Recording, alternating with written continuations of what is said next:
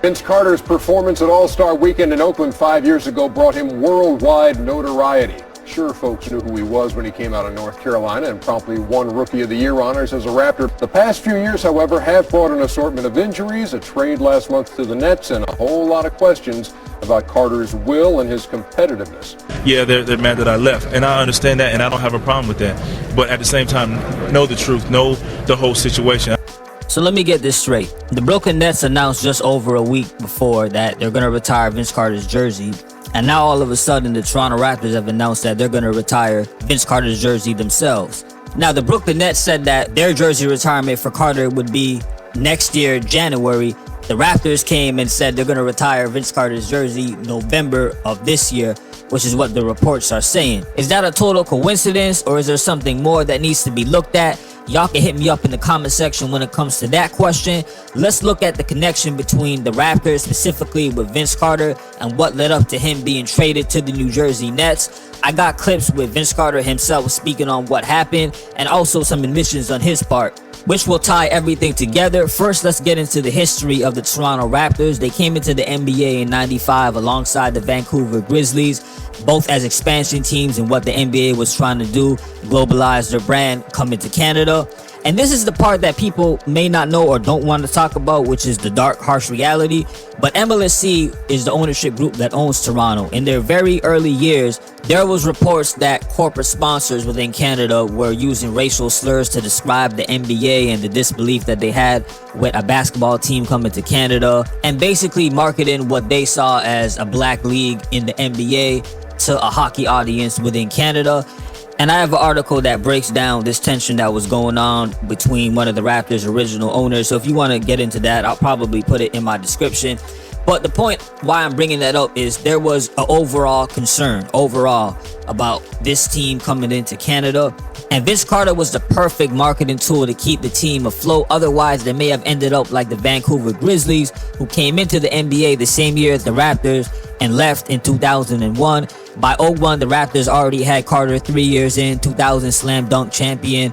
You know, he's doing the thing. Now, I want y'all to put a pin in what I'm about to say, because in 95, they drafted a Damon Stoudemire, who came into the league his first year, averaging 19 points, 9 assists, wins Rookie of the Year. He's supposed to be the franchise player moving forward for this team. And Damon Stoudemire ended up requesting a trade within 3 years because the guy who drafted him, Isaiah Thomas, who was really the first vice president of the Toronto Raptors and helped get the team to Toronto in the first place, he left the organization due to disputes when it came to management.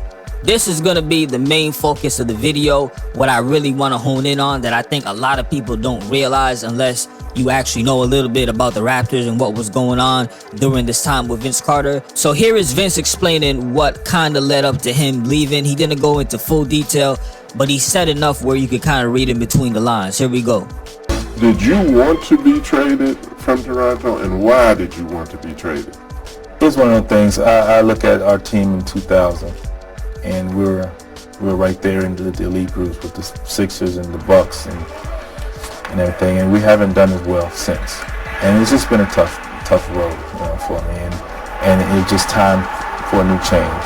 When you go home after a loss, you're not happy. But when you go home after a win and you're still just not quite happy, you should enjoy your win.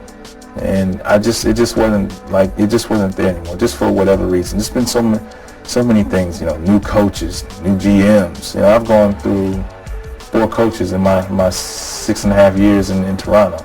So it's always kind of starting over, and it was tough. The team always took a hit, and of course, if the Toronto Raptors take the hit, who's taking the big hit.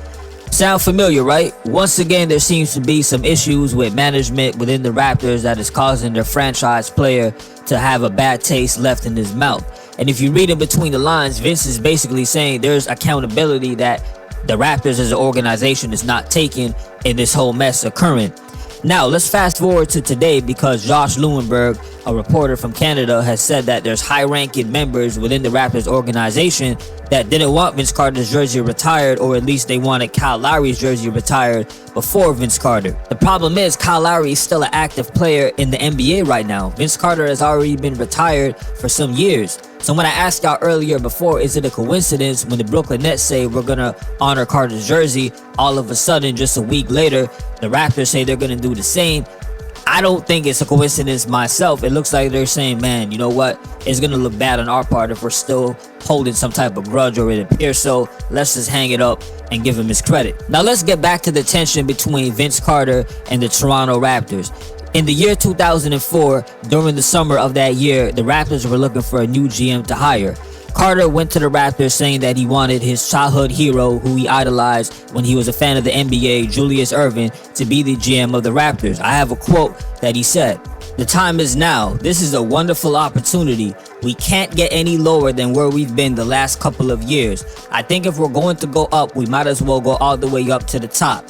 This is what Carter said about them hiring Julius Erving.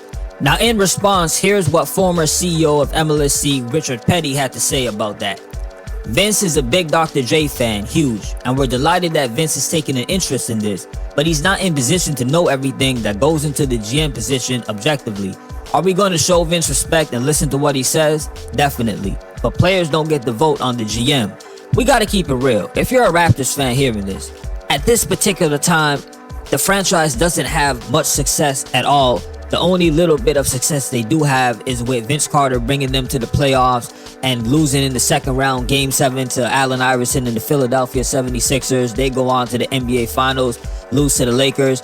This kind of comment sounds a bit on the dismissive side towards a player that you owe a lot to say the least. What makes this worse is Rob Babcock then trades Vince Carter later during that year for Alonzo Mourning, Aaron Williams, Eric Williams, and 2 first-round draft picks. Alonzo Mourning doesn't even show up to play a game with the Toronto Raptors. He gets bought out, goes to the Miami Heat. Aaron Williams and Eric Williams, just role players at the very best, if I'm putting it really nicely. And the 2 first-round picks, one of them ends up in Joey Graham, another role player, and another one I think ends up into a Jose Calderon. The point is, this was a bad trade. Then if it wasn't bad enough, Rob Babcock is fired 2 years later in 2006. People that wanted Vince out of town at that point, they felt like he was on the training table just as much, if not more, than the basketball court. He was getting booed in intros. He was getting booed during the game. And Sam Mitchell made a comment to Vince about always being injured and always being on the training table. So that's kind of how Vince nudged Sam. Sam nudged Vince back. And before you know it, they tangled up and they really trying to slam each other on the ground. So Vince got this arm underneath their crouch. So now you got him up like this. Boom! Ain't nothing you can do about it. Very telling story by Jalen Rose. It goes to show how frustrated Vince Carter was. He wasn't known as somebody that had a loose temper. He gets into a fight with his head coach, Sam Mitchell. Things are just getting ridiculous at this point. I will also say the notion of him always being injured, not playing a lot, that was an issue that Raptors fans had with him. And I'm going to play another clip where he actually admitted that he wasn't always trying his best. I think that was due to some of the frustration with the coaches and issues that he had with ownership. Of course, you could say it's still not an excuse. I'm just giving you the reality of what I think the situation is. Especially since his last season with the Raptors, in 20 games, he averaged about 16 points. When he got traded to New Jersey 3 years in a row, he was averaging about 25 points, 6 rebounds, 5 assists roughly. Clearly, there was something in the environment with the Raptors that just had him off. Do you think Vince Carter has pushed himself as hard as he should have pushed himself? In years past, no. I was just fortunate enough to have the talent and be able to, you get spoiled when you're able to do a lot of things and you see that and you really don't have to work at it. But now I think with so much, with all the injuries and the things that's going on, I have to work a little harder. And I'm a little hungry, and that's why getting the opportunity to have a fresh start with New Jersey has made me want to attack the basket for a lot of reasons. Do you have the mental toughness to be a superstar? Yeah. And there you have it. In Vince Carter's own words, he admits up until the point when he got traded to the Nets, he wasn't trying his best in previous years. John Thompson is the name of the guy who's conducting this interview. He's a legendary coach, the guy who recruited Allen Iverson when no one else wanted him due to off-the-court issues. I don't think Vince Carter would have made this kind of admission to just any other reporter that was sitting down asking him questions about this. I'll leave things there. Y'all let me know how you feel about Vince Carter's time with the Raptors. What do you think about him getting his jersey retired by the team now? Do you think that would have even happened had the Brooklyn Nets not do what they did with the retirement? Or do you see it as it was going to happen anyways? Maybe the process was rushed, whether Brooklyn Nets were going to do what they did or not. Let me know in the comment section.